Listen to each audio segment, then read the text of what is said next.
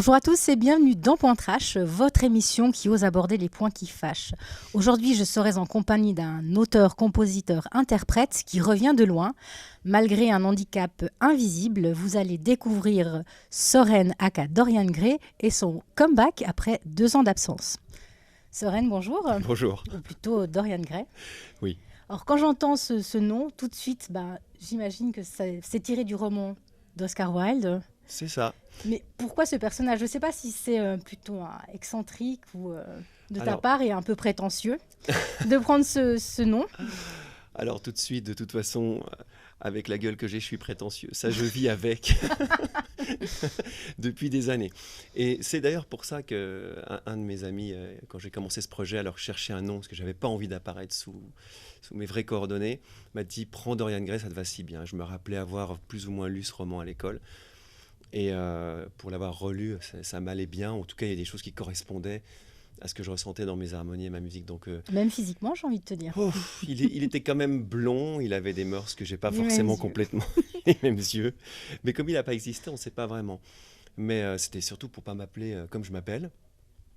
Et puis, ça a fonctionné jusque-là. Bien que fatalement, contrairement à lui, je vais tranquillement là où on va tous. On commence bien, mais c'est Point Trash. Absolument. Par contre, c'est ton grand retour après 2 ans d'absence. Donc, pour ceux et celles qui ne te connaissent pas, on va faire une petite rétrospective d'1 minute et on revient juste après. D'accord. Ladies and gentlemen, Dorian Gray.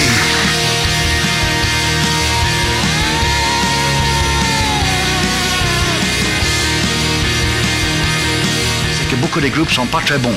Mais de temps en temps, il y a un petit bijou. Et cette fois-ci, j'ai découvert un mec qui m'a envoyé un mail sur Facebook et je lui ai demandé de venir dans l'émission parce que je l'aimais beaucoup sa musique. Son premier album, Hurt by the Moon, Dorian Gray. Dorian Gray qui est avec nous, bonjour. Bonjour.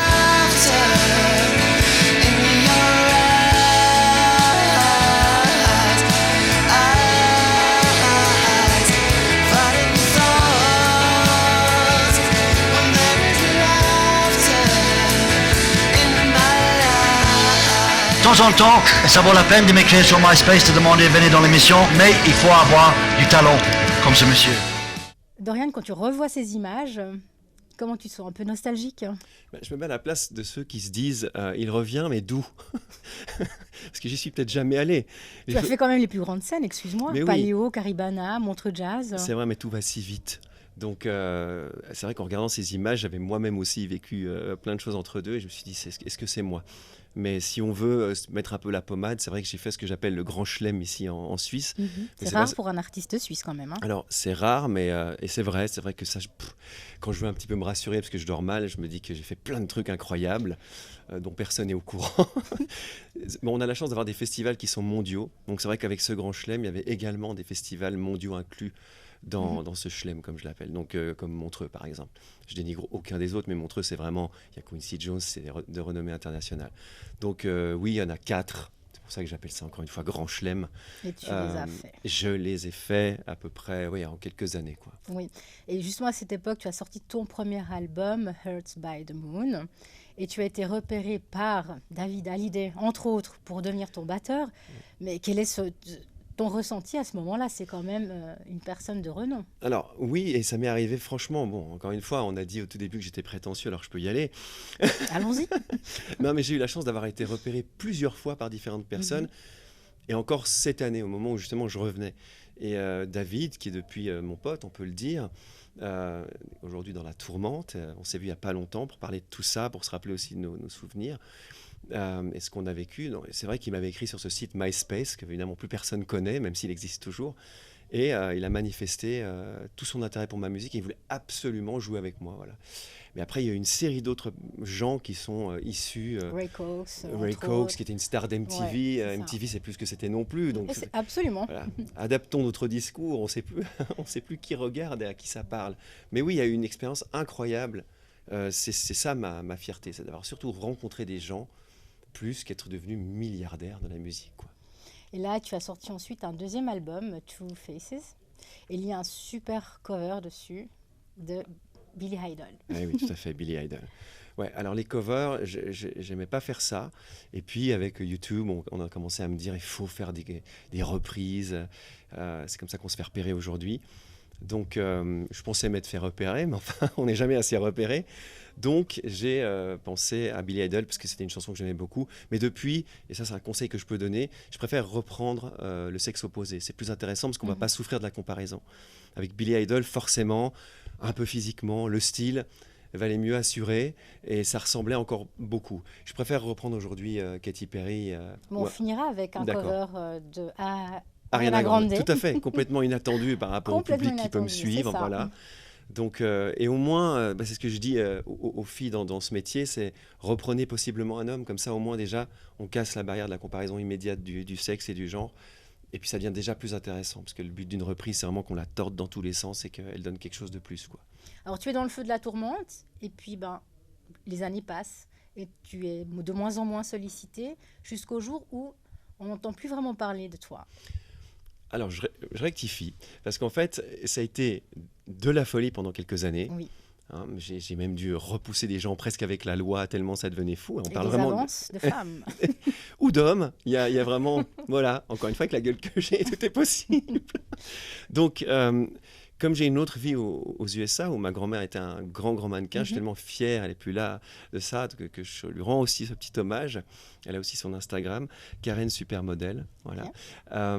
Donc, j'ai eu besoin de quitter cette folie.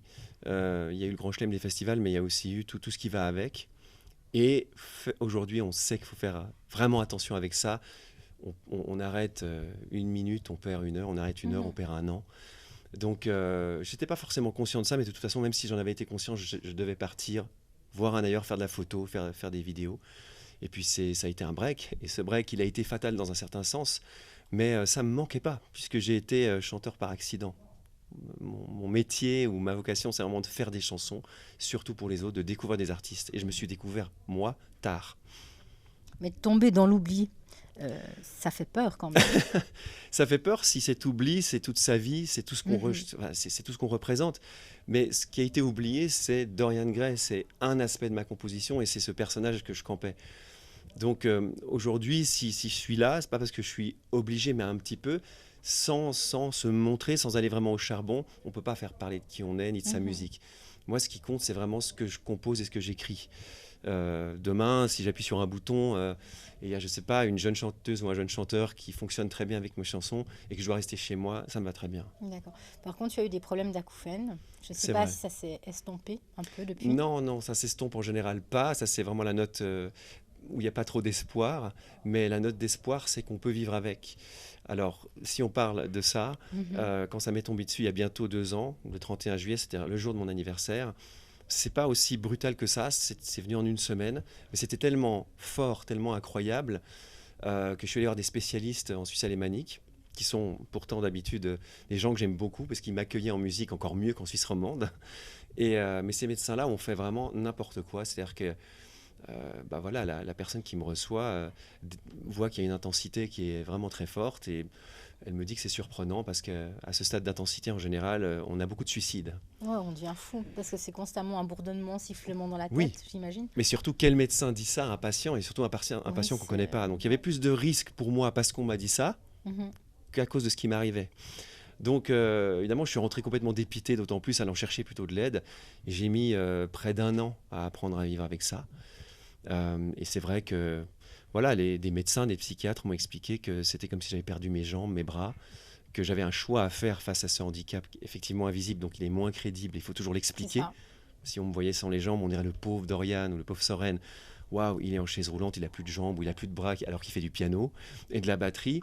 Ouais. Mais en fait, c'est pareil. Parce qu'encore une fois, les souffrances, c'est difficile de les évaluer sur une échelle. C'est pour ça qu'on dit dans les hôpitaux sur 10, mais enfin, ça veut tout et rien dire. Donc voilà, c'est pas visible. J'ai arrêté la musique pendant 2 ans et c'est plutôt de ça que je reviens.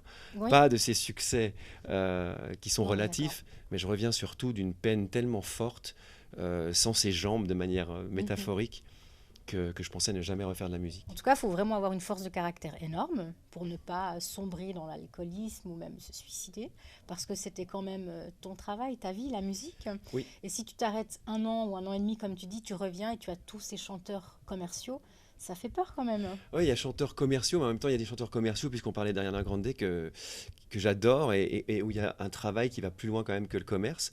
Et pour revenir aux acouphènes, pour ceux qui me regardent et qui souffrent de la même chose, il faut savoir qu'il y a 2 ou 3 sortes d'acouphènes et que très très paradoxalement, je ne souffre pas d'acouphènes auditifs. Donc ça n'a rien à voir avec la musique. Rien du tout. C'est neurologique. C'est ça la plus grande partie des gens qui souffrent d'acouphènes, c'est neurologique. Donc on est dans la même région du cerveau à peu près que la migraine. C'est tout aussi inconnu. Ça survient. En général, ça s'en va plus. Et il faut apprendre à vivre avec ça. Donc l'alcoolisme, le suicide, tout ça, ça fait partie de toutes les peines qu'on peut avoir dans la vie, que ce soit une séparation, encore une fois, on n'a plus de jambes, on a eu un accident grave. C'est pas forcément un choix, on est assez inégaux devant la vie. Et c'est vrai que peut-être la chance que j'ai eue, c'est d'avoir une force de caractère. Et encore pour moi, la page n'est pas tournée. Il faut vraiment attendre son dernier souffle pour savoir si on a vraiment réussi le combat jusqu'au bout. Donc être entouré, être fort, mais en même temps, est-ce que c'est des conseils ? Non, c'est le hasard qui fait qu'on est bien entouré et qu'on est fort. Donc il faut s'accrocher. On en parlait tout à l'heure avec un des techniciens ici. C'est comme arrêter de fumer, arrêter quelque chose auquel on était addict. Moi j'ai connu ça avec le sucre aussi. Il y a de la volonté et devant ça on est très inégaux. Mais en tout cas moi je peux dire que depuis 2 ans, alors que j'ai cru que je crevais, je suis là et maintenant je bouffe du lion alors que je suis du signe du lion. Et tu reviens avec, j'espère tout prochainement, un nouvel EP qui va s'intituler 50 Shades of Dorian Gray. Ouais, 50 Shades. Est-ce que là aussi, c'est pas une stratégie de piquer le 50 nuances de Grey ? Alors oui et non. Enfin oui. Stratégiquement, on peut l'imaginer comme ça. Encore une fois, c'est pas mon idée. Et ça, c'est vrai que ça a été surprenant tout au long de mon parcours. Encore une fois, parce que quand on me voit, on se dit ça y est, on voit arriver le mec, sûrement ci, sûrement ça. Alors, j'ai pas choisi d'être chanteur. Je chantais, mais c'est arrivé par accident cette carrière de chanteur. Tu étais batteur à la base, hein ? Batteur et surtout compositeur. C'est quelque chose que j'aime être perdu dans mon studio et composer des mélodies, que ce soit pour moi ou les autres, surtout pour les autres. Donc ça, c'est pas un accident, heureux. Ensuite, le nom, je l'ai pas choisi, on me l'a suggéré. Et ce titre, 50 Shades of Grey, il y a quelques messages codés là-dedans. C'est pas non plus mon idée. Donc je pourrais être très fier de dire tout ça, c'est moi. Mais c'est pas toi. Non, mais s'il y a des gens bienveillants qui me disent, tiens, qu'est-ce que t'en penses ? Et je travaille avec cet auteur californien, donc une Californienne de San Francisco depuis 10 ans. Et elle fait partie de ce choix. Elle est folle comme beaucoup de demoiselles de 50 Shades. Donc c'est quoi, une trilogie maintenant, je crois. Et puis voilà, ça tombait parfaitement bien de faire ce jeu de mots, quoi. Je crois que j'ai le droit de le faire, et puis si j'ai pas le droit, ça va faire un buzz, j'espère. Absolument. Donc du coup, il y a un premier single qui est sur toutes les plateformes de téléchargement, qui s'appelle Nothing in Returns. Donc ça parle de quoi ce titre ?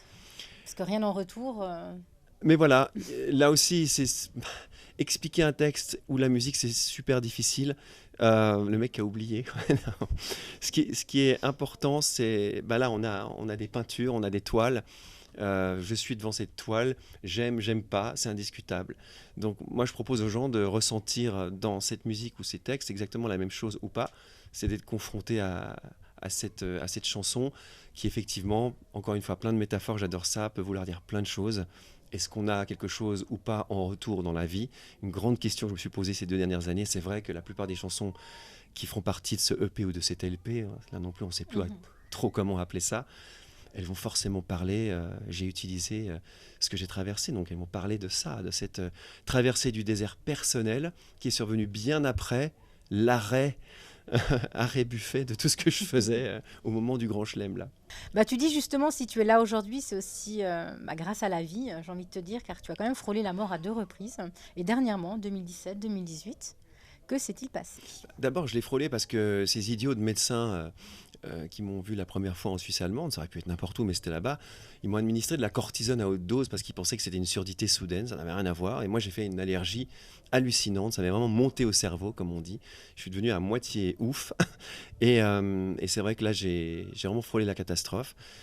Je me suis remis encore pendant des mois. Et puis, au bout de ça, malheureux accident, j'ai reçu une grosse palette de transport de 20-30 kilos sur la gueule. Tu as la tête dure, hein ? Ouais, depuis 1 mètre de haut. Donc là, normalement, si ça avait été sur la tranche, j'étais plus là. Certains étaient contents, mais enfin, pour moi, c'était pas très marrant. J'ai cru que j'avais vraiment tout qui était foutu. J'ai été faire toutes les radios. Et oui, rien. Donc, je suis pas spécialement sur les signes, je suis pas sur les croyances, mais enfin, il y a un truc. Et ça t'a boosté justement pour te remettre à la musique, du coup ?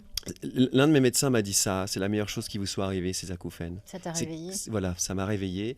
parce que c'est vrai que maintenant, je bouffais déjà du lion, mais je crois que j'ai faim comme 4 là. Alors du coup, tu seras actif de plus en plus sur les réseaux sociaux, tu es de retour, donc si on veut te trouver sur Facebook, Instagram ou encore YouTube, c'est Dorian Gray Land à chaque fois en un seul mot. On est d'accord ? Comme Disneyland, exactement. Dorian Gray avec un A, pas comme le T avec un E, on se plante souvent. Donc c'est toujours /Dorian Grayland. C'est vrai que je suis très actif, on n'a plus le choix, mais j'aime ça. Donc je poste régulièrement des lives de mon studio, des lives de partout. Et puis jusqu'à nouvel avis, je ne vais pas annoncer pour l'instant des choses qui sont possibles et potentielles. Et on verra retrouvera Nothing in Return. Oui. Mais on se quitte par contre avec un de tes covers d'Ariana Grande. Avec Et plaisir. en tout cas, je te souhaite vraiment le meilleur pour la suite. Et à bientôt, un Peggy. grand merci avec ta voix juste magnifique. Merci beaucoup, Peggy. Though I wish she were here instead. Don't want that living in your head. She just comes to visit me when I'm dreaming every now and then. And after all that we've been through, there's so much to look forward to. What was done and what was said, live it all here in this bed with you. Baby, you do it so well. You've been so understanding, you've been so good. And I'm putting you through more than one ever should. And I'm hating myself cause you don't want to admit that it hurts you, baby. Point Trash touche à sa fin, j'espère que vous avez passé un agréable moment. Je vous donne rendez-vous tout bientôt pour un nouveau numéro. Ciao.